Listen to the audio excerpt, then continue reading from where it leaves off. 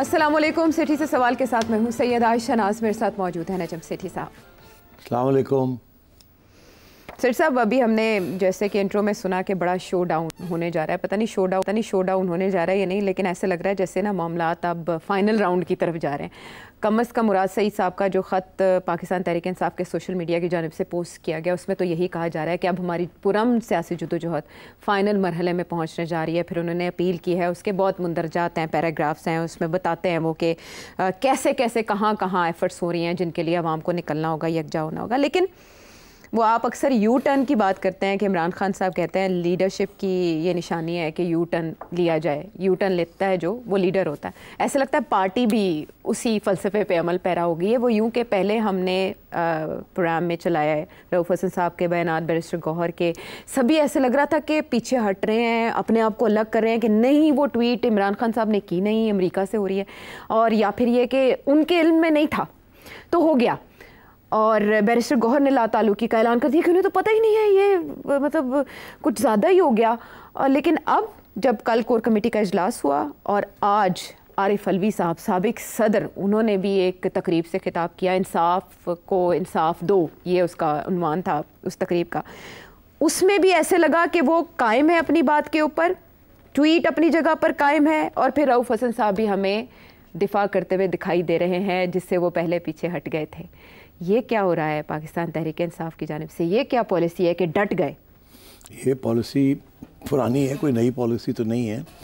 इसकी वजह ये जो कन्फ्यूजन हुई है वो यही हुई है कि खान साहब ने जहाँ ये काम करना था वहाँ हिदायत कर दी थी कि चलाओ ये चीज़, ठीक।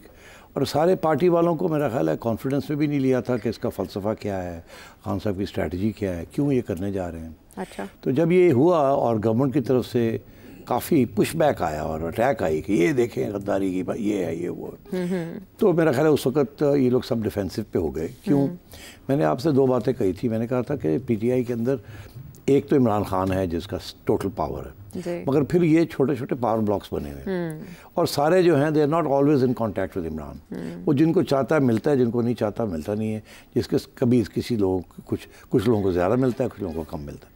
तो इसलिए इनको पता ही नहीं था कि ये क्या पॉलिसी के तहत ये हुआ है या नहीं है।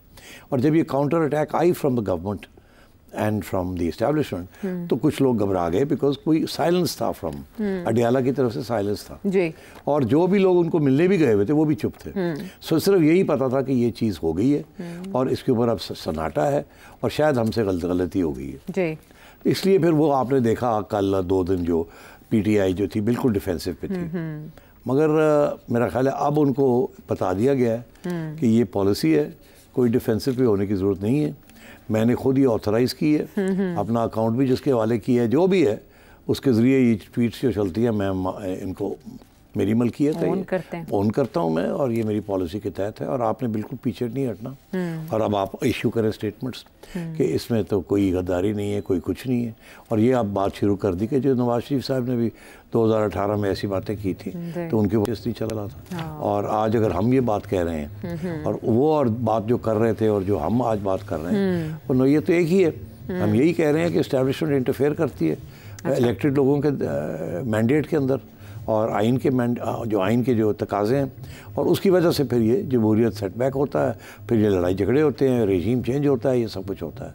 तो उन्होंने एक तो ये 2018 में नवाज शरीफ साहब का जो रवैया था, उन्होंने भी ऐसी बातें की थी जी। उन्होंने भी कहा था कि हम सब प्राइम मिनिस्टर्स को धकेल देते हैं कोने में और फिर हम जब बातें करते हैं तो आपको तकलीफ़ होती है।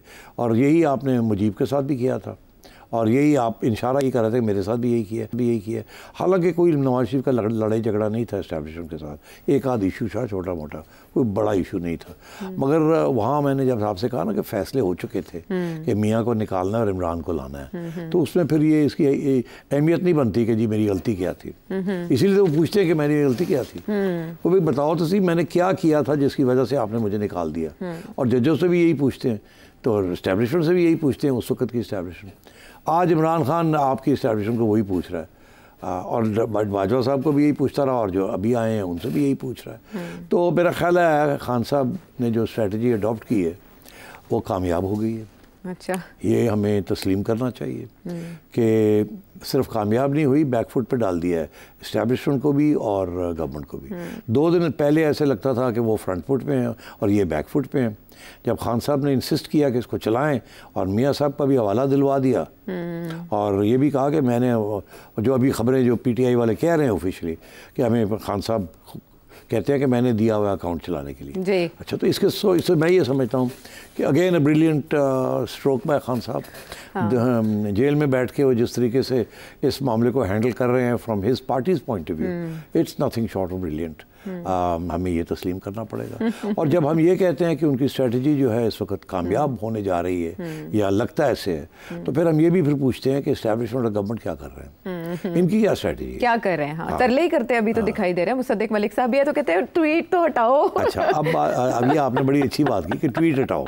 हाँ, जिन्ना कहते हैं ट्वीट हटाओ, नो कहते नहीं कोड लगाओ, रीट्वीट करो, नहीं कोड लगाओ। हाँ, लगा रहे हैं उस पे भी। हाँ, तो अब बात यह है कि मैं समझता हूँ कि ये जो आज FIA ने जो नोटिस दिए जी, तीन और ये देते रहेंगे, ये इस किस्म के नोटिस आते रहेंगे, जाते रहेंगे। ये धमकियाँ हैं, ये रिप्रेशन है, इस पर this is the only policy the government is goal कि किसी तरीके से आवाज़ बंद, इनकी जो बोल रहे हैं इनको बंद किया जाए। और वो कामयाब नहीं हो रही, बिकॉज जब भी वो ये बंद करते हैं, किसी को पकड़ के ले जाते हैं या केस वेस कर देते हैं। PTA वालों का पहली बात तो ये है कि वो चुप नहीं होते, वो कहते कर लो। दूसरी बात ये है कि जब उनको पकड़ के भी ले जाते हैं तो जजेस कहते हैं छोड़ दो। तो अब ये अच्छा खासा ये क्राइसिस है, इसमें आपको एडमिट करना पड़ेगा। कल मैंने कहा जाते जाते कि या तो खान साहब एडमिट करें कि ये ट्विटर अकाउंट उनका है और उन्हीं की हदायत के साथ ये हो रहा है, और अगर नहीं करेंगे तो फिर ट्विटर अकाउंट क्लोज हो जाएगा। तो PTI वालों ने आज पॉइंट आउट किया कि ऐसे कोई रूल्स नहीं है कि वन मैन कि अगर मेरा अकाउंट है और मैंने अगर आपको का इस्तेमाल करे और मैं ऑब्जेक्ट नहीं कर रहा, मैं कंप्लेन नहीं कर रहा कि जी ये हैक हो गया है, तो फिर देयर इज नो इशू। और अगर गवर्नमेंट भी ये कहे ट्विटर वालों को कि इसको बंद कर दें, तो इतना आसानी से वो बंद नहीं करेंगे। हाँ, लेकिन जैसे डोनाल्ड ट्रंप का account president of United states, उनका जैसे सस्पेंड हुआ था कुछ अर्से के लिए, फिर रिस्टोर हो गया था इलॉन मस्क के आने से। Situation must have been very different. हाँ, इंसाइटिंग टू वायलेंस ये कहा गया था, यहाँ कोई ऐसी इंसाइटमेंट टू वायलेंस नहीं है। तो और ये फाइनल फैसला ट्विटर करता है। ये आप तो कह सकते हैं कि इंसाइटमेंट टू वायलेंस है, ये भी आप कह सकते हैं incitement to rebellion and revolt within the armed forces, but Twitter may not agree. तो अभी तक तो हमें ये भी नहीं पता कि इन्होंने कंप्लेंट किया है कि नहीं कंप्लेंट किया। सो मैं ये समझता हूँ कि खान साहब का ट्विटर अकाउंट उनसे नहीं छीना जाएगा। और नंबर 1, नंबर 2, खान साहब इसी पॉलिसी पे डटे हुए हैं, और जब भी कोई इस किस्म का धक्का लगता है उनको, किसी तरीके से कोई काउंटर आता है कहीं से, तो वो उससे ज़्यादा बड़ा काउंटर अटैक कर देते हैं, जिसकी वजह से अब बातें शुरू हो गई हैं कि जी बजट को आने दो, बजट के बाद फिर बहुत सी तब्दीलियाँ होंगी, हम गवर्नमेंट को चेंज कर देंगे, या हम एहतजाज करेंगे, या हम 9 मई रिपीट करेंगे। ये बातें अब शुरू हो गई हैं। हाँ, ये एक और 9 मई की तैयारी हो रही है, ये भी खबरें चल रही हैं। अज़मा बुखारी साहिबा ने ये कहा है, रमेश कुमार साहब ये कह रहे हैं कि मैं नून लीग की हुकूमत को चलते नहीं देख रहा। तो इसका मतलब है कि ये चीज़ें आगे जाके स्नोबॉल इफेक्ट क्रिएट करेंगे आफ्टर द बजट। देखिए, खान साहब ने जो स्ट्रेटजी बनाई है वो मुझे तो नज़र आ रही है। He was building up to the budget. उन्होंने ये एक टेम्पो बनाया हुआ था जो कि 9 मई के बाद टूट गया। अपने लोगों को पकड़ दकड़ हो गई, भाग गए लोग, ये हो गया वो हो गया। उस वक्त एस्टेब्लिशमेंट और गवर्नमेंट कामयाब हो गई। ठीक है। उसके बाद क्या हुआ कि फिर से आहिस्ता आहिस्ता खान साहब ने मोमेंटम बिल्ड करना शुरू किया, और वो मोमेंटम मुझे अब नज़र आ रहा है कि इट्स बिल्ट क्वाइट हाई। ये जो रिसेंट जो चीज़ हुई है उसके ऊपर आई मस्ट से कि गवर्नमेंट के पास कोई जवाब ही नहीं था इसका। शुरू में तो उन्होंने अटैक किया, मगर अब क्या हुआ है, अब अटैक पसपा हो गई है। और सिर्फ पसपा नहीं हुई, अब बड़े अग्रेसिवली उस अटैक को पसपा कर दिया। ये 3 FIA के नोटिस की कोई अहमियत नहीं है। उसके बाद अब जो आगे जो बात है वो नज़र आ रही है, खान साहब कहाँ जा रहे हैं। वो ये इसलिए नज़र आ रही है कि बजट होना है बड़ा टफ। बजट के अंदर बहुत से ख़तरनाक किस्म के इकदाम होने हैं, जिसकी वजह से आवाम के ऊपर बड़ा प्रेशर पड़ेगा। ठीक, अभी आपने देखा एक इशू है जो आगे जाके हम डिस्कस करते हैं, ये पेट्रोल वाला, मगर let's go leave that for a separate discussion. But बात ये है कि ये जो टैक्सेस इम्पोज होने जा रहे हैं, जनरल सेल्स टैक्स IMF कह रही है हर चीज़ के ऊपर लगाएं, यहाँ तक कि वो कह रहे हैं मेडिसिन दवाइयों के ऊपर भी लगाएं। अच्छा, आप सोचें कि ठीक है, अगर आप रेस्टोरेंट्स के खाने पीने की चीज़ों के ऊपर आप लगा देते हैं तो और बात है, मगर अगर आपने आटे के ऊपर भी लगा दिया और आपने चीनी के ऊपर भी लगा दिया और आपने मेडिसिन के ऊपर भी लगा दिया। Grocery stores, basic grocery stores पे वैसे ऑलरेडी जनरल सेल्स टैक्स है, लेकिन बड़े स्टोर्स में लिया जाता है ये। मगर दूसरी बात ये है कि रेट्स भी तो मुख्तलिफ है ना, कहीं 12% है, कहीं 18% है। तो IMF ये कह रहा है सब पे लगाएं और सब पे 18% लगाएं, तो उसके साथ तो बड़ी ज़बरदस्त किस्म की लहर आएगी रिजेंटमेंट की। और बजट जो है उसके अंदर और भी बहुत सी चीज़ें होंगी। जितनी भी इन्होंने कोशिश करनी है, बजट फिर भी बड़ा टाइट बजट बनाना है। तो मैं ये समझता हूँ खान साहब की ये अब डेवलपमेंट जिस तरफ ले जा रहे हैं वो, कि बजट अनाउंस होने दें, पहले हम पार्लियामेंट के अंदर शोर डालेंगे, लड़ाई झगड़े करेंगे, मार कुटाई करेंगे अगर ज़रूरत पड़ गई तो, और बताएंगे कि आवाम के लिए हम ये कर रहे हैं। उसके बाद वो बजट पास हो जाएगा, धक्के लगा के वो हो जाएगा 10 पर। वो जितने दिन वहाँ बजट डिबेट होगी उतने दिन खान साहब की पार्टी वहाँ गाली गलौज पे पहुँची होगी और मजमा बना होगा वहाँ। उसके बाद क्या होगा कि ये अनाउंस करेंगे कि अब हम सड़कों में निकल रहे हैं। अब उस वक्त ये टेम्परेचर चेक करेंगे अवाम का, क्या अवाम के अंदर कितनी बेचैनी है, कहाँ ज़्यादा बेचैनी है। KP से शुरू किया जाए, पंजाब में किया जाए, कराची में किया जाए, कहाँ किया जाए, वो स्ट्रेटजी बना रहे होंगे इस वक्त कि वीक जो चेन जो है, सबसे कमज़ोर जगह कौन सी है चेन की, जहाँ चेन को तोड़ सकते दुखती रग, वो कहते हैं weakest link in the chain.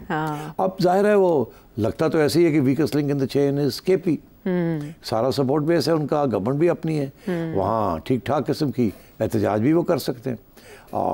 और अगर वो KP से लॉन्च करते हैं एहतजाज, ठीक, और मतलब मैं अब जाना नहीं चाहता, आप कोई कहेगा जी सिटी सजेस्ट कर रहे हैं, मैं नहीं कोई कहना चाहता, मगर मैं इतना ज़रूर कहना चाहता हूँ कि there will be a strategy to protest and कि आवाम को फिर सड़कों पर निकाला जाए। अच्छा, अब May 9 के दो हिस्से थे ना आयशा। एक हिस्सा तो ये था कि एहतजाज करना है, दूसरा ये था कि फौजी इदारों इंस्टॉलेशंस उनके ऊपर करना है। तो अब देखना ये है कि May 9 फुल फ्लैश्ड होगा या सिर्फ एहतजाज ही होगी, या क्या फिर वही कंटोनमेंट्स और इधर उधर फिर उनके लोग जाएंगे। और अगर ऐसे होता है कि स्टेज 2 किस्म की अगर प्रोटेस्ट होती है तो इस्टेब्लिशमेंट का क्या रोल होगा, और अगर स्टेज 1 होती है मीनिंग कि जस्ट प्रोटेस्ट, ठीक है, मजे में डेमोन्स्ट्रेशंस, सिट इन स्ट्राइक्स, तो KP में होंगी तो किसी को फ़र्क नहीं पड़ेगा, KP गवर्नमेंट का प्रॉब्लम है वो। इसी तरीके के साथ अगर कराची में छोटी मोटी होती है तो कोई प्रॉब्लम नहीं। पंजाब में होगी तो प्रॉब्लम होगा, क्योंकि उसकी वजह यह है कि एक तरफ मरीम नवाज शरीफ की हुकूमत है, नून लीग की हुकूमत है, वो तो ये नहीं चाहेगी कि उस तरीके से अवाम के साथ डील किया जाए जिस तरीके के साथ केयरटेकर गवर्नमेंट मोहसिन नकवी साहब ने किया था।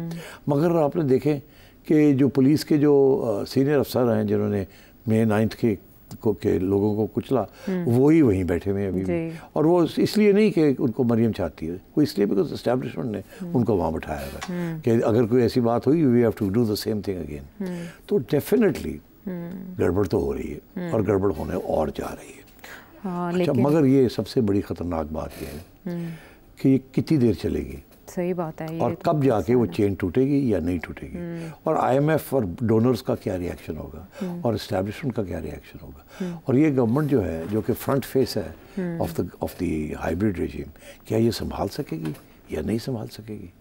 These are questions that will come up in the next 15-20 days and we will have to discuss them. My fear is that there is no strategy in the government or in the establishment. और जो strategy अगर default strategy की तरफ ये जाएंगे तो फिर वो तो हम सबको पता है कि वो क्या है। फिर अगला सवाल ये आएगा कि क्या वो कामयाब होगी या नहीं कामयाब होगी, इंटरनेशनल कम्युनिटी उसको मानेगी या नहीं मानेगी, संभाल सकेंगे इस मुल्क को इन एन अनडेमोक्रेटिक फैशन, सब। तो ये सारे सवाल फर्स्ट टाइम ऐसे लग रहा है जैसे गवर्नमेंट भी बहुत हेल्पलेस है और इस्टेब्लिशमेंट भी, क्योंकि जैसे आपने दोहराया कि नवाज शरीफ साहब ने भी ये बातें पहले कही हुई हैं, जो इक़्तिदार में होता है वो नहीं करता, जो इक़्तिदार से निकाला जाता है वही बातें करता है। लेकिन बानी MKM ने अगर ये बात की तो उनकी ज़ुबानबंदी की गई और वो पाकिस्तान में असरात मुरतब नहीं कर सके, वो मुल्क से बाहर बैठे थे। नवाज शरीफ साहब ने ऐसी बात की, नाम तक लिए एक जलसे में, उनकी ज़ुबानबंदी हुई, वो भी रिपल इफ़ेक्ट क्रिएट नहीं कर सके। यहाँ एक शख्स जेल में बैठा है, चले बाहर नहीं बैठा, जेल में बैठा है, उसकी एक ट्वीट क्यों इतनी हेल्पलेसनेस है, और क्या नून लीग और पीपल्स पार्टी बिल्कुल रियलाइज़ नहीं कर रहे मामला किस तरफ जा रहा है, जिसकी आप बार बार निशानदेही करते हैं? बिल्कुल कर रहे हैं, फिर इसीलिए तो काली भेड़ों का जिक्र आया। हाँ, लेकिन इससे ज्यादा कुछ करें ना, सिर्फ वो सारी बात खाके के अदालतों में आ जाती है। तो अतर मिर्ला साहब कह रहे हैं आप रेफरेंस भेज दे अगर आपको कोई काली भेड़ नजर आ रहा है, रेफरेंस भेज दे, किसको रेफरेंस भेजना? काजी फायज ईसा के वाले से रेफरेंस गया था तो कुछ अरसा तक तो कम से कम वो चक्कर काटने पड़े थे ना। कुछ भी नहीं होना। किसके खिलाफ? काजी साहब के खिलाफ रेफरेंस भेजेंगे ये? नहीं, ये जैसे अतर मिनल्ला साहब कह रहे हैं ना, काली भेड़े वज़ीर आज़म जिनको करार दे रहे हैं, उनके खिलाफ रेफरेंस भेज के कम से कम उधर तो काम जरा थोड़ा ठहराव में लाएं। कैसे भेजेंगे? निशानदेही करनी पड़ेगी कि कहाँ कोई रिलीफ दे रहा है किसी को। फॉर गॉड्स सेक, ये तो ट्रैप है कि आप आए तो सही, इधर आके कोई रेफरेंस लेके आए किसी के खिलाफ, फिर देखते हैं आपके साथ हम क्या करते हैं। इसीलिए ये नहीं होगा, ये ट्रैप है। रेफरेंस करें कुछ नहीं होना। बात यह है कि ये जुडिशरी खान साहब के साथ खड़ी है। अच्छा। अब इसको तस्लीम कर लें तो फिर बात आगे बढ़ती है ना। आप लोग बातें कर रहे हैं जी कि जी गवर्नमेंट कमजोर, गवर्नमेंट के पास है कुछ नहीं। हर चीज़ जो है वो अदालत में पहुंच जाती है। एक बंदा जो कि कुछ भी ना हो, एक अदालत को खत लिखता था, अदालत कहती आ जाओ। ये चीज़ें पहले कभी नहीं हुई। इसीलिए ये पहला मर्तबा पाकिस्तान की हिस्ट्री में कि एक पॉलिटिकल पार्टी इतनी स्ट्रांग हो चुकी है कि सारे जज हजरात भी उसको इग्नोर नहीं कर सकते और उनकी हमदर्दियाँ जो हैं आहिस्ता आहिस्ता शिफ्ट हो रही हैं टुवर्ड्स दैट पार्टी। मैं कहने की ये कोशिश कर रहा हूँ कि ये गवर्नमेंट के हाथ में अब कुछ भी नहीं रहा। ये अब कुछ भी नहीं कर सकती एक्सेप्ट मेक ऑर्डर्स, ब्यूरोक्रेसी को लेके आगे बढ़े, नंबर 1। नंबर 2, जहाँ तक खान साहब का मामला है वो इनके हाथ में पहले दिन से नहीं है, वो एस्टेब्लिशमेंट के हाथ में है। अब एस्टेब्लिशमेंट का क्या करेगी? मैंने एक प्रोग्राम में ये कहा था कि जब ये सारे रास्ते बंद हो जाएंगे एस्टेब्लिशमेंट के लिए, क्योंकि at the end of the day establishment भी जुडिशरी के पास जाती है कि जी क्या चीज़ सही है और क्या गलत है। और अगर आजकल हर बात जो गवर्नमेंट करती है और एस्टेब्लिशमेंट करती है वो गलत है जुडिशरी के हिसाब में, तो फिर एस्टेब्लिशमेंट सोचती है कि अब हम क्या करें। वहाँ दो ही सूरतें होती कि जो लोग ये सारी क्रिएट कर रहे हैं क्राइसिस, या उनको कुचल दिया जाए या उनके आगे हथियार गिरा दिया जाए। अच्छा, ऐसे हुआ वैसे पहले? दो ही ऑप्शंस होते हैं। अब एस्टेब्लिशमेंट जो है उसने आज तक किसी के आगे हाथ तो नहीं, हथियार नहीं गिराए। हाँ।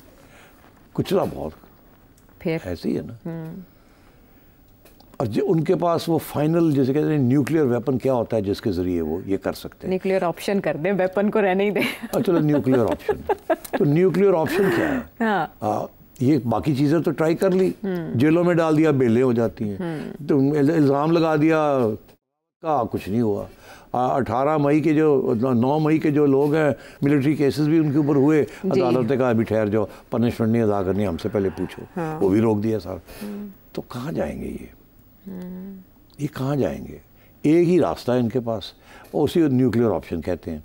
अब बड़ी इंटरेस्टिंग बात है, जब आपके दुश्मन को ये पता हो कि आप न्यूक्लियर ऑप्शन नहीं एक्सरसाइज कर सकते, तो न्यूक्लियर बॉम्ब रखना उसका कोई फ़ायदा कोई नहीं होता। इसका मैं हवाला ये देता हूँ कि पाकिस्तान के पास न्यूक्लियर बॉम्ब है, इंडिया के पास न्यूक्लियर बॉम्ब है। इंडिया पाकिस्तान को कहता है कि चलिए मुआहदा करते हैं कि अगर जो भी हमारे दरमियान में लड़ाई झगड़े होते हैं हम कभी न्यूक्लियर वेपन्स नहीं इस्तेमाल करेंगे। और उसके लिए एक इंटरनेशनल ट्रीटी है जिसे कहते हैं no first strike treaty. Okay, वो क्या है? वो ये है कि हम दोनों ये साइन करते हैं कि I will not be the first to use a nuclear weapon. Okay, वो कहता है I will not be the first to nuclear weapon. हम हक रखते हैं कि अगर आप मेरे ऊपर न्यूक्लियर वेपन इस्तेमाल करते हैं तो मैं फिर आपके ऊपर कर सकता हूँ, मगर मैं पहल नहीं करूँगा। जो भी हो जाए मैं पहल। ठीक है, ठीक। ये एक इंटरनेशनल ट्रीटी है जो कि इंटरनेशनल कम्युनिटी इंडिया और पाकिस्तान को कह रही है कि ये साइन करें। ठीक है। इंडिया कहता है मैं साइन करने के लिए तैयार हूँ, मैं कभी न्यूक्लियर वेपन पहला इस्तेमाल नहीं करूँगा आपके खिलाफ। पाकिस्तान कहता है मैं नहीं करूँगा साइन। अच्छा, हाँ, पता आपको? नहीं पता था? नहीं, ये नहीं पता था। पाकिस्तान कहता है मैं अगर ये साइन कर दिया कि मैं पहला न्यूक्लियर वेपन इस्तेमाल नहीं करूँगा तो फिर मेरा न्यूक्लियर वेपन तो फारग हो गया। वो कहते हैं वो कैसे? हमारा भी तो है, हम कह रहे हैं कि नहीं हम नहीं करेंगे, तो हमारा फारग तो नहीं हुआ, तो आप भी कह दें आप नहीं करेंगे। वो कहते हैं नहीं, मसला ये है कि आपकी जो कन्वेंशनल वेपन्स हैं और जो कन्वेंशनल वेपन्स की सुपीरियॉरिटी है वो है 5-1 या 9-1। ओके, या 3-1 या 4-1। तो आप जब हमारे पे हमला करते हैं तो हम 10-15 दिन के बाद वो हमला पसवा नहीं कर सकते, क्योंकि आपके पास ज़्यादा पैसे हैं, ज़्यादा टैंक्स हैं, ज़्यादा जहाज़ हैं, ज़्यादा बहुत बड़ी फ़ौज है। तो वो फिर एक स्टेज ऐसी आ जाएगी 15-20 दिन के बाद ड्यूरिंग अ कन्वेंशनल वॉर कि आप अंदर आ जाएंगे पाकिस्तान में, हमें डिफीट कर देंगे। तो जब ऐसी स्टेज अगर आएगी तो हम न्यूक्लियर वेपन इस्तेमाल करेंगे। इसलिए हम ये नहीं साइन करेंगे कि हम नहीं करेंगे। हम हक रखते हैं to use it as first strike.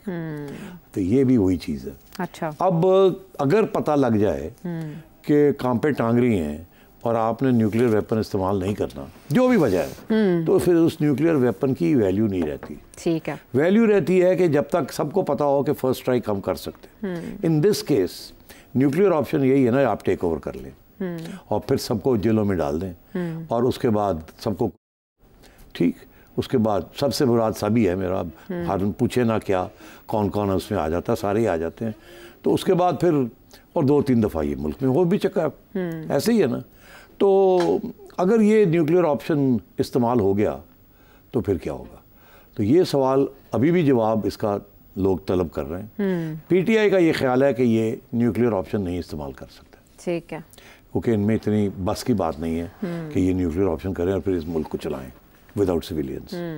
ठीक है, एक डिक्टेटरशिप कायम करें मिलिट्री, ये कोई समझते हैं कि ये हो नहीं सकता, बड़े मुश्किल हालात है इस मुल्क के, ये नहीं चला सकते। और अगर ये जाएंगे उस तरफ तो इनके अंदर बगावत हो जाएगी।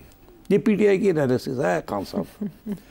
तो इस वजह से उसको पता है कि अब न्यूक्लियर ऑप्शन नहीं इस्तेमाल होने, पै जाओ की कर ले, आगे बढ़ते रहो। अब क्योंकि जुडिशरी साथ है ना, अगर ना होती तो यहाँ तक ये बात ही ना पहुँचती। तो अब मेरा ये कहना है कि बजट के बाद, यस रमेश साहब सही कह रहे हैं, जो हालात जिस तरफ जा रहे हैं, बढ़ रहे हैं, कम नहीं हो रहे, उसकी तो आर्जी तौर पे शहबाज शरीफ साहब की कुर्बानी से भी काम चल जाएगा या नई हुकूमत को ही रुखसत होना पड़ेगा? आरिफ अलवी साहब तो कह रहे हैं इमरान खान को रिहा करो। सिर्फ हुकूमत को रुखसत की बात नहीं है, बात कुछ और है। हाँ ठीक है, वो अब छोड़ दो ना, वो वही बात ना कि ये गवर्नमेंट का तो कोई अहमियत ही नहीं, अहमियत नहीं है। हाँ, ये गवर्नमेंट तो वैसे ही फारग है। हाँ। जिस तरीके से इनको इनसे जो काम लिए जा रहे हैं, वो तो अगर कल इलेक्शन होता था तो मतलब है कि शक्ल ही दिखा सकेंगे, रोड़े पहनेंगे ना। तो इसलिए ये गवर्नमेंट इज नॉट रेलेवेंट। ठीक है, रेलेवेंसी है दो चीज़ों की, कि खान साहब के लिए जिनको टारगेट किया जा रहा है, एक वो और एक ये कि फ्रेश इलेक्शन, यही फ्री एंड फेयर इलेक्शन, जिसमें इलेक्शन कमीशन ये फारग हो। जाहिर है बड़े मामला टारगेट में तो ये भी इलेक्शन कमीशन है ना, बहुत कुछ फारिग होगा। हाँ, तो वो फिर कौन करेगा? ये तो बसाती पलट जाएगी ना, तो फिर कौन करेगा वो? इसलिए ये एक बहुत बड़ी क्राइसिस की तरफ हम जा रहे हैं। तो दरमियानी रास्ता कोई नहीं है। और ये जो सो कॉल्ड केस बनाने जा रहे हैं, हमूदुर रहमान कमीशन की मैं बात आपको जाते जाते, आई नो लंबा हो गया, कोई बात नहीं, अगला सेक्शन छोटा कर लेंगे या फिर करके मैं हमूदुर रहमान यहाँ आपके पास दरमियानी रास्ता है, वहाँ नहीं है, चलिए हमूदुर रहमान कमीशन रिपोर्ट। तो बस इतना ये कहूँगा कि लोग ये कह रहे हैं पीटीआई वाले कि इसको पब्लिक करें, इसको पब्लिक पढ़ने में क्या हर्ज है वैसे सेठी साहब? अरे भाई, दो बातें, एक तो ये कहा जा रहा है कि इसको पब्लिक करें ताकि लोग पढ़ सके, इसमें क्या है जो लोग ना पढ़े। अच्छा, इसका जवाब ये है कि वो तो पब्लिक हो चुकी है। ये लोगों को पता नहीं इस बात का, पीटीआई वालों को भी पता नहीं इस बात का, पता नहीं खान साहब को पता या नहीं पता उनको तो फिर ये पीटीआई वाले क्यों कह रहे हैं इसको पब्लिक करें? कह रहे हैं पढ़े भाई, सबको पढ़ने के लिए। पब्लिक भी कह रहे हैं, अलवी साहब ने यही कहा है ना। जनरल मुशर्रफ ने इसको खोल दिया था, ये रिपोर्ट अनाउंस कर दी थी, डी क्लासीफाई कर दी थी, और इसको 20 साल हो गए और ये मार्केट में किताब की सूरत में अवेलेबल है और अभी ठीक ठाक बिक रही है। तो इसलिए अब ये कहना कि जी इसको पब्लिक करेगा, भाई ऑलरेडी पब्लिक है, जाओ जाके खरीदो और पढ़ो, क्या उससे मसला है आप लोगों को? तो यही मैंने हमूदुर रहमान कमीशन के बारे में कहना था। रिपोर्ट इज अवेलेबल, यानी पढ़ने में कोई मसला नहीं है, you can read it, full stop. Fact base है ना, पढ़ना चाहिए उससे से। हाँ, तो पढ़े ना। बस मसला पता है वहाँ आ जाता है कि वो मुमासलत करार दे रहे हैं ना उस कमीशन की रिपोर्ट और आज के हालात को, 1971 के हालात को आज से मुशाबे, वहाँ मसला आ रहा है बस। ठीक है, बस उस पर आपकी खामोशी और इसे हम समझ जाते हैं इशारा। आरिफ अलवी साहब भी ये कभी आपको खेलने के लिए 9 मई मिल जाता है, अब आपको हमूदुर रहमान कमीशन रिपोर्ट मिल गई है खेलने के लिए। अब वो पता नहीं किसको कह रहे हैं, कौन खेल रहा है मुल्क के हालात से, बहरहाल दरमियानी रास्ता कोई नहीं है, तो कहाँ जाके रुकेगा ये मामला? वापस आते हैं एक ब्रेक के बाद।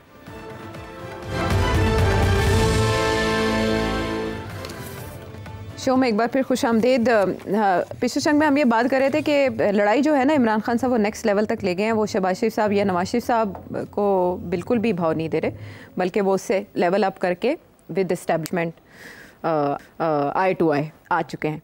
लेकिन दूसरी तरफ हम देख रहे हैं कि गवर्नमेंट ना सिर्फ ये कि हेल्पलेस है, बल्कि वो आवाम में जो अपना इंप्रेशन देने की कोशिश करें कि हम आवाम दोस्त पॉलिसीज़ चाहते हैं, IMF की तमाम तक हिदायत के बावजूद उसमें भी कामयाब नहीं हो पा रहे। लेकिन उस पर वो कहते हैं ना, नहले पे दहला ये हुआ कि कल अचानक ये खबर आई कि पेट्रोलियम मसनूआत की कीमतों में 15 रुपये तक की कमी हो सकती है। आप यकीन करें, हम मतलब दिल शाद बाग हो गया। आप वोट भी दे देते जी वो पता नहीं, वोट देना था। वो ऐसे लगा जैसे एकदम 15 रुपए का रिलीफ, और हुकूमत वाकई कुछ ऐसी पॉलिसीज अडॉप्ट करी है जिसकी वजह से आम आदमी की हालत बेहतर हो सकती है, फिर बाकी मसनूआत की कीमतों में भी कमी हो सकती है।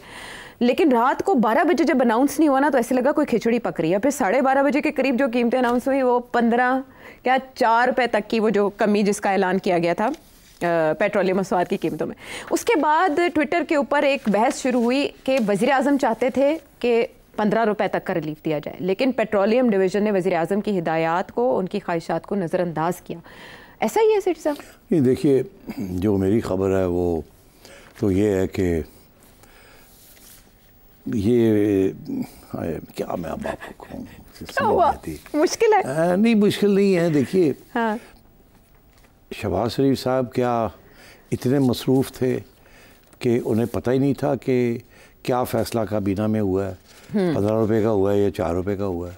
और फिर ये क्या जो फाइल पुटअप हुई उनके आगे, वो किसी जिसने पुटअप की और जिसने वो पढ़ी उसमें लिखा नहीं था कि कितनी होनी और कितनी नहीं होनी। ये गवर्नमेंट का ये कहना कि यार वो गलती हो गई, कन्फ्यूजन हो गई, वो बात एक हुई, वो किसी ने कुछ लिख दिया, ये अच्छा डजंट वॉश। ऑनेस्टली मैं तुम्हें कहूँ क्या कि जितने भी इनकॉम्पिटेंट प्राइम मिनिस्टर की सेक्रेटेरिएट हो, ऐसी चीज़ नहीं होती कि जी गलत फाइल पुटअप होगी और प्राइम मिनिस्टर ने गलत फाइल देख के और वो अनाउंस कर दिया। ये इतना इम्पॉर्टेंट इशू है कि ये ऐसे नहीं होता। तो मुझे लगता है ऐसे है कि इसके पीछे भी कुछ और कॉन्स्पिरेसी है, कोई इशू है। अब वो क्या है आई डोंट नो, मुझे पता तो चल ही जाएगा। आज मैंने नहीं इंक्वायरी की। अच्छा। मगर मुझे शक बहुत है कि ये कह रहे हैं ना कि इनकॉम्पिटेंस, हाँ, कि जी सेक्रेटेरिएट में कुछ गड़बड़ हो गई, फाइलें मिक्स हो गई, वो पिछले महीने की 15 दिन की जो फाइल थी वही गलती से पुटअप हो गई। यार ये कैसे हो सकता है? ऐसे यूं हो सकता है? नहीं, ये देखिए, ये this is ridiculous. Senior grade 22 के ब्यूरोक्रेट्स बैठे हुए हैं वहाँ। अच्छा, ये नहीं होता ऐसे कि जी आपको पता ही नहीं है आपने कितने रुपए कम करनी है, कितने नहीं करनी। ये ज़रूर प्रपोजल आई है और प्राइम मिनिस्टर साहब ने कर दी। मेरा ख्याल है कि ये शायद चेक भी नहीं किया with the other stakeholders, क्योंकि इन्होंने तो IMF के साथ ऑलरेडी एग्री किया हुआ है कि क्या होगा और क्या नहीं होगा जी। और उसमें मुख्तलिफ इदारों के अपने रोल्स हैं जिसके अंदर कोई इंटरफेरेंस नहीं है। तो जिस इदारे ने ये फिक्स किया था 4 रुपये, 3 रुपये 75 पैसे या 4 रुपये 75 पैसे जो भी है जी, वो तो वो ही चलना था। Prime minister can not change that, these are the rules. तो इसीलिए फिर फाइनेंस वालों ने कहा नहीं, जो अनाउंसमेंट हुई है वही होगी। ये प्राइम मिनिस्टर साहब ने जो अनाउंसमेंट कर दिया ये दिस इज़ नॉट ऑन। अब बात यह है कि क्या इसके पीछे कोई सियासत थी कि क्या प्राइम मिनिस्टर साहब और मॉडल टाउन में और ड्राइव में बैठ के कुछ फैसले हुए कि जी ये इतनी कुछ रिलीफ देनी है आवाम को? कोई डर तो लगा हुआ ना कि खान बाहर खटखट आ रहा है दरवाजे, हाँ जी, तो बजट भी आ रहा है और पास भी करना है, तो कोई थोड़ा बहुत सॉफन किया जाए। बजट से पहले ये टेम्परेचर बड़ा हाई हो रहा है और सेठी कह रहा है कि पानी उबलने को आ रहा है, अगर उबल गया तो quantity will be transform into quality. तो कुछ करो। हो सकता है PM ने सोचा है कि चाइना जाने तो पहले मैं कुगी मार के दौड़ा है तो ठीक है ना जी। तो पिछू पता लग गया कि वो फाइनेंस वाले कहते हैं ऐसी IMF ने मुआहदे किए हैं, वो सारा कुछ ही बढ़ जाएगा अगर असी किया तो वो फिर चेंज करता गया। एक्सक्यूज़ यही दे रहा सारे, नहीं जी बस वो गलती हो गई जी, ये हो गया वो हो गया। मुझे on the face of it I don't buy it. अच्छा, आई डोंट बाय इट। अच्छा, या तो हमें बताएं किसने गलती की, हाँ, नाम ले कि ये फाइल फलाने ने बनाई, फलाने ने इसके ऊपर कुगी मारी हुई है, फलाने ने पुटअप की है, नाम बताएं किसके और उनके ऊपर एक्शन लें। अगर ऐसे नहीं है तो फिर ये मतलब कुछ और ही है कि कुछ फैसला हुआ फिर उसको तब्दील करना पड़ा और ये तब्दील जब किया तो ये बैकलैश आई है। अच्छा, इसमें जो एक हैरान कुन बात है वो ये कि जो रिकमेंड की गई थी ना वज़ीर आज़म की तरफ से प्राइसेस, वो 15 रुपये 40 पैसे थी और 15 दिन पहले जो कमी हुई वो 15 रुपये 39 पैसे थी। यानी 1 पैसे का फ़र्क है पेट्रोल की कीमत में और 2 पैसे का फ़र्क है डीजल की कीमत में। well done। तो ये जिसने भी किया है बहुत बारीक काम किया है। हाँ नहीं, बारीक काम ऐसे है कि मेरा नहीं ख्याल बारीक काम। एक देखिए ना, एक हवा बनी, शहबाज शरीफ साहब की बल्ले बल्ले होने लगी थी और फिर 4 रुपए पे बात खत्म। हाँ तो बल्ले बल्ले होने लगी तो वो बल्ले बल्ले तो होनी थी। 15 रुपए काम किए, आप जैसे लोग भी तैयार हो गए थे बल्ले बल्ले दूसरी बल्ले बल्ले हो गई है। ये जो है ना आर्ग्यूमेंट के जी वो पिछले 15 दिन पहले वाली फाइल, ये नॉनसेंस है। अब आपने बता ही दिया कि उसके अंदर जो लिखा हुआ है वो कुछ और लिखा हुआ है और इसके अंदर कुछ और, सिर्फ 1 पैसे और 2 पैसे का फर्क है। 1-2 पैसे का फर्क है, इसका मतलब ये नई फाइल है ना, कांट बी द सेम। हाँ यस, ये भी है। और ये फैसला जो है ये कहीं से हुआ है, फिर अनाउंस हुआ है, फिर उसके बाद शोर पड़ा अंदर, और जी नहीं हो सकता कि किया जाए, तो और फिर वापस किया गया है। और अब ये कहा जा रहा है कन्फ्यूजन। तो मैं ये बात मानूंगा कन्फ्यूजन की और इनकॉम्पिटेंस की और इनएफिशिएंसी की। ये जो एक्सक्यूजेस दिए जा रहे हैं, प्रोवाइडेड यू टेल अस किसने ये की है, उसका नाम लें, उन अफसरों का जिनके वजह से ये सब कुछ हुआ किसने, तो फिर और उनको निकालें, तो फिर हम मान जाएंगे। आप अगर आप वो नहीं करेंगे, इसका मतलब है ये बिल्कुल ऐसे नहीं हुआ। आपसे genuinely there is a difference of opinion, आपने कुछ करने की कोशिश की, उसको आपको रोका उससे। जाहिर है फाइनेंस मिनिस्ट्रीज विद सभी ये कह रहे हैं कि पलड़ा औरंगजेब साहब का भारी है शहबाज शरीफ साहब से। ये नहीं, पलड़ा किसी का नहीं भारी, भारी एक ही बंदे का है। तो वो औरंगजेब साहब उन्हीं के बंदे नहीं है, तो इसीलिए ना तो फिर उनका भारी है। प्राइम मिनिस्टर भी उनके हैं। अच्छा, ये पिछला प्राइम मिनिस्टर भी उनका था, बंदे सारे उन्हीं। और अगर ये प्राइम मिनिस्टर जाता है और कोई और प्राइम मिनिस्टर आता है वाइल ही स्टिल दे, वो भी उनका होगा। छड्डो ना यार की गल्ला। लेकिन अगर इमरान खान साहब आएंगे अब की बार तो उन जैसे बात ये है कि खान साहब को एक बात की समझ आ गई है और नून लीग वालों को और पीपल्स पार्टी वालों को नहीं समझ आई, इनको भी आ जाएगी। वो ये कि क्या न्यूक्लियर ऑप्शन इस्तेमाल हो सकता है कि नहीं। अगर न्यूक्लियर ऑप्शन इमरान खान के खिलाफ नहीं इस्तेमाल हो सकता तो इनके खिलाफ भी नहीं हो सकता। ठीक है, समझ गए बस, अगर ये समझ जाए तो। हाँ ठीक है। और भी एक और समझने की बात, जुडिशरी की तरफ चले वहाँ समझने की बात यह है कि जैसे ही मखसूस नशिस्तें बाकी पार्टीज़ को अलॉट हुई, तो ऐसे इस हुकूमत की कामयाबी इस तरह से है कि 2/3 अक्सरियत अगर इन्हें आइनी तरमीम करने के लिए चाहिए होगी तो उन्हें मिल जाएगी। लेकिन फिर वो मखसूस नशिस्तों का मामला हो गया चैलेंज, और उस पर जब बेंच बनाने की बात आई तो चीफ जस्टिस फ़ाइज़ ईसा ने 2-1 के तनासब से फुल कोर्ट तश्कील दे दिया। लेकिन उस पे पाकिस्तान तहरीक इंसाफ जो है वो चीफ जस्टिस ऑफ पाकिस्तान से ये रिक्वेस्ट कर रही है, मुतालबा कर रही है कि पार्टी के मामलात और इमरान खान साहब के मामला मुकदमात से वो अलग हो जाएँ, केसेस से अलग हो जाएँ। और इसके अलावा चीफ जस्टिस की जो मखसूस नशिस्तों से मुतालिक बेंच है उसमें भी शमूलियत पर एतराज़ किया जा रहा है, क्योंकि वो उसको हेड करेंगे। तो फिर आपको भी पता है कि सुप्रीम कोर्ट में किस मामले को लेकर क्या एक हवा है, कि क्या टेंडेंसी है। तो ये कितना पॉसिबल है कि चीफ जस्टिस इस मामले से खुद को अलग कर ले, और एतराज़ कितना बजा है? मैं तो चीफ जस्टिस नहीं हूँ, तो मैं कैसे कह सकता हूँ कि मैं अलग हो जाऊँगा या नहीं रहूँगा। हाँ, लेकिन ये चीफ जस्टिस साहब ने ये बनाई तो है ना। हाँ। तो उन्हें पता है ना कि उनके बारे में वो पीटीआई क्या सोचती है, तो उन्होंने उसके बावजूद 13 रुकनी बेंच बन गया। जी 13 रुकनी। हाँ, एक जज को नहीं इंक्लूड किया जी। उसकी सबको पता, वो मसरत हिलाली साहिबा जो है वो नहीं है उसमें, अदालत की सबब जो भी है। फुल बेंच बनाया है, चीफ जस्टिस साहब लीड करेंगे। इससे ज़्यादा बड़ा प्लेटफॉर्म इंसाफ के लिए नहीं मिल सकता किसी को। ठीक। तो अब देखना ये है कि ये फुल बेंच जो है, मेरा नहीं ख्याल रिक्यूज करेंगे अपने आप को, मगर मैं कंफर्म नहीं कर सकता करेंगे या नहीं करेंगे। हो सकता कर भी लें, बिल्कुल हो सकता कर भी लें। लेकिन ये एतराज़ बजा है पाकिस्तान तहरीक इंसाफ का? बजा नहीं है। बट देखिए ये जो एतराज़ होते हैं ना, ये अपनी जगह पे अगर ये शुरू हो गया ना काम कि जी मुझे आपकी शक्ल नहीं पसंद दिया, तो फिर ये मामला यहाँ नहीं रुकेगा, अक्रॉस द जुडिशरी होगा, जड़ा जाएगा और जज की गल सुनेगा, लगेगा यार ये तो मेरे खिलाफ जजमेंट जा रही है और जी मैंने नहीं पसंद है, कड्डो इन्हें। तो ये तो फिर एक बहुत बड़ा एक अलमिया बन जाएगा फॉर इंसाफ एंड जुडिशरी कि आप जड़ा जज अगर एक पार्टी या दूसरी पार्टी डिले करने के लिए भी और तो उसको प्रेशर डालने के लिए भी they'll start using these tactics। तो ये बड़ी रेयर ओकेजन पे अपने आप को एक्सक्यूज किया जाता है where there is a conflict of interest। conflict of interest is material interest। यहाँ कोई material interest नहीं है, यहाँ तो वो कहते हैं आप हमारे खिलाफ जजमेंट देते हैं इसलिए आप ना बैठें, ऐसे नहीं होता। दुनिया में कहीं ये आर्ग्यूमेंट नहीं है फॉर गेटिंग फॉर अ जज टू रिक्यूज हिमसेल्फ। जज ओनली रिक्यूज हिमसेल्फ कि मेरा रिश्तेदार है, ठीक है, या मुझे इससे नुकसान फ़ायदा है इसकी जजमेंट के साथ ज़ाती तौर पर। अगर ऐसी नहीं है तो वही कांट रिक्यूज हिमसेल्फ। और ये प्रैक्टिस नहीं शुरू करनी चाहिए, नहीं तो ये शुरू हो गई तो फिर रुकेगी नहीं है, फिर कोई इंसाफ कहीं नहीं मिल सकेगा। तो मेरा ख्याल है इनको खुद बैठना चाहिए। अगला सवाल ये आएगा कि ये फिर फुल बेंच करेगा क्या।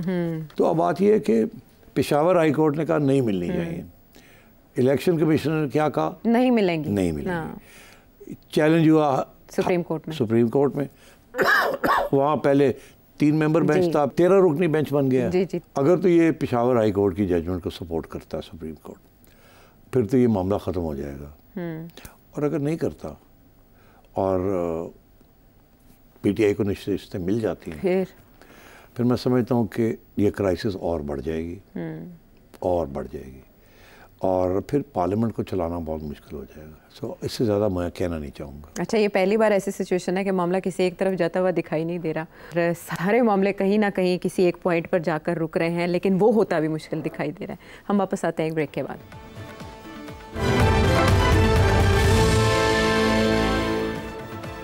शो में साथ देने का शुक्रिया। इस हुकूमत ने अगर पेट्रोल पे 4 रुपये 74 पैसे रिलीफ दिया है, तो दूसरी तरफ बिजली महंगी करने के नोटिफिकेशन भी जारी हो रहे हैं। 3 रुपये 76 पैसे बिजली फ़ी यूनिट महंगी कर दी गई है। इसी हवाले से एक सवाल है शौकत अली साहब का मुल्तान से। जी, 90% अवाम का मसला जिसने अवाम को अजियत में मुब्तला कर रखा है बिजली, उसके बारे में अवाम को आगाही दी जाए कि ये IPPs डिस्कोज क्या हैं, इनके साथ जालिमाना मुआहदे किस गवर्नमेंट और किस लीडर ने किए, और ये मुआहदे कब जाकर ख़त्म होंगे, और इनकी शराइत भी अवाम को बताएं।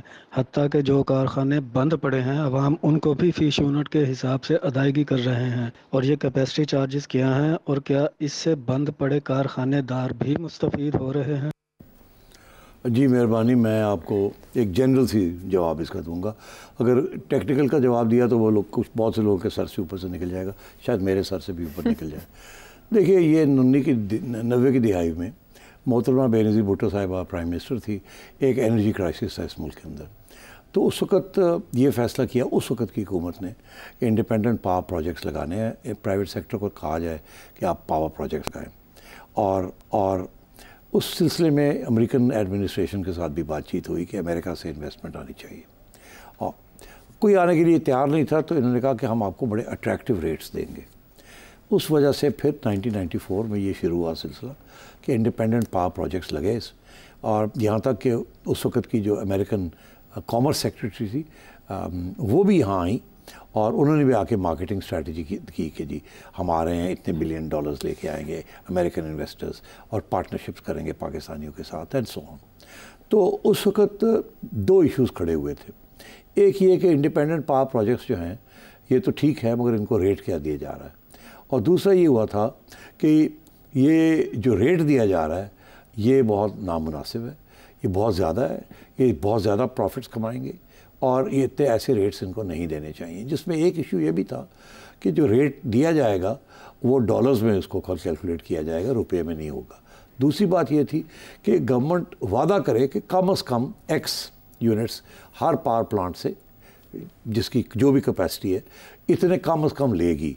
अगर नहीं लेगी तो हमें पैसे देगी, क्योंकि हमारे मिनिमम 60% अगर हम चलाएंगे अपने पावर प्लांट्स को तो हमें हमारे पैसे वापस आने शुरू होंगे। अगर हम 50% चलाते हैं तो हमारा नुकसान है जो रेट आप दे रहे हैं, मगर 60% पे आपने हमें मिनिमम 60% बिजली आप हमारी जो भी हम प्रोड्यूस करेंगे ख़रीदेंगे।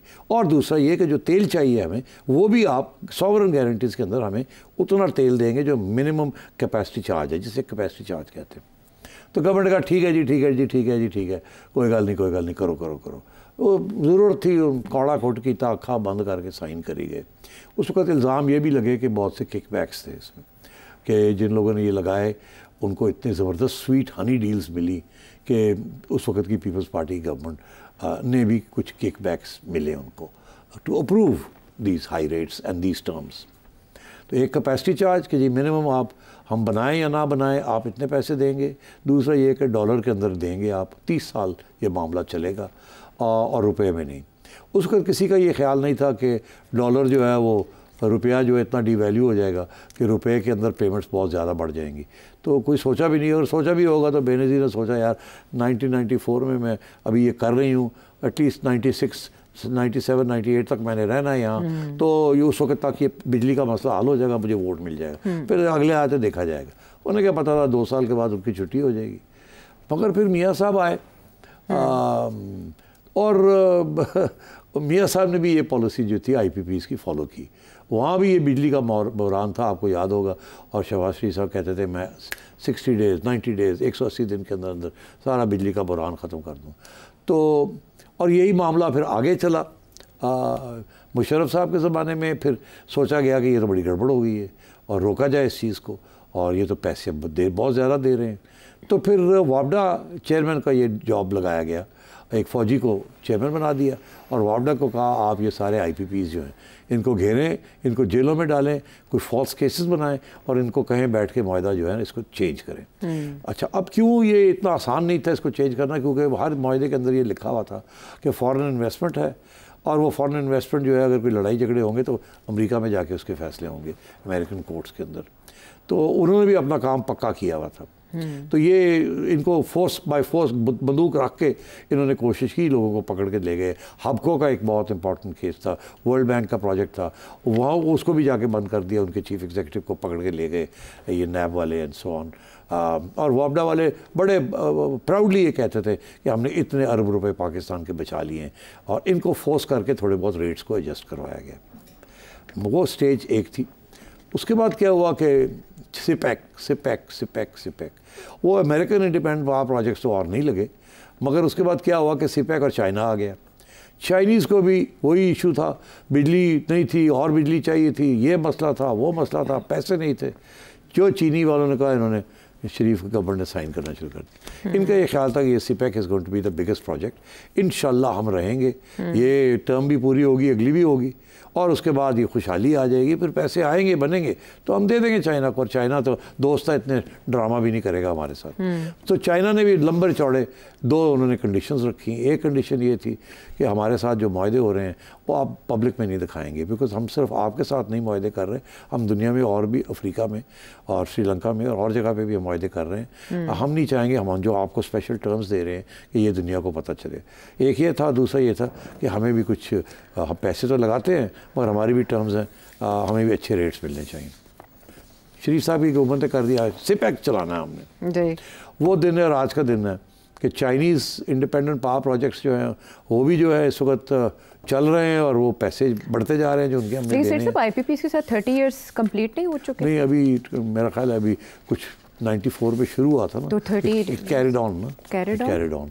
तो 30 इयर्स किसी में 40 इयर्स होगा, तो कुछ ख़त्म भी हो गए हैं, कुछ चल रहे हैं। तो वो एक बहुत बड़ा बोझ बना हुआ है पाकिस्तान की हुकूमत को कि उनके कैपेसिटी चार्जेस भी देने और ये देना है। आप वहाँ सारा मसला वहाँ है। अच्छा, अब ये है कि शहबाज शरीफ साहब आए, उन्होंने कहा सोलर शुरू करेंगे। सोलर किया तो उसके ऊपर भी अब आपने देखा शोर पड़ गया कि जी सोलर भी जो है वो भी ये हम ज़्यादा बिजली प्रोड्यूस हो जाएगी, सोलर से भी बिजली आ जाएगी, IPP से भी बिजली खरीदनी है, तो हम तो मारे गए। इधर भी अब सस्ता रेट दे रहे हैं, उधर ख़रीद रहे हैं सस्ते रेट पे, उधर उनसे ख़रीद रहे हैं महंगे रेट से, इधर जो IPPs हैं इनको सस्ते रेट्स दे रहे हैं, हम तो गवर्नमेंट मारी जा रही है दोनों तरफ। इसलिए ये सारे इश्यूज़ बने हैं और गवर्नमेंट को समझ नहीं आ रही कि जाए कहाँ। आखिरी बात कि इनको सबको पकड़ के गिरफ़्तार करके 2 ठापा ला के क्यों नहीं करते? वो इसीलिए नहीं करते कि सारा जो लिटिगेशन है सारी अमेरिका में होगी या आउटसाइड पाकिस्तान होगी। अगलों ने काम पक्का किया हुआ है, हमने कच्चा किया। पक्का किया हुआ है। हमारी जो भी हुकूमतें आई हैं उसमें खान साहब की हुकूमत भी थी, कुछ नहीं किया। शहबाज साहब की हुकूमतें भी रही हैं, मियाँ साहब की भी रही हैं, बेनज़ीर की भी रही हैं। इन्होंने शॉर्ट टर्म अपनी थोड़ी रिलीफ देने के लिए आवाम को ये सारा बोझ उठा लिया। अब वो बोझ हमारे गले पड़ा हुआ है, डिफॉल्ट की तरफ हमें ले जा रहा है और हमें समझ नहीं आ रही हम क्या करें। हम भागते हैं चाइना के पास, थोड़ी डेट रिलीफ दे दें, डेस्परेट मेजर्स, मगर अनफॉर्चुनेटली यहाँ हम पहुँचे, यहाँ पहुँच गए हैं। तो कच्ची पॉलिसीज़ हैं, पॉलिसी कितना ज़रूरी है, उसके लिए हुकूमतों का तसलसल कितना ज़रूरी है और उसके लिए हुकूमत का मजबूत होना कितना ज़रूरी है, इस इशू से भी अंदाज़ा लगाया जा सकता है। अगले प्रोग्राम तक के लिए इजाज़त है।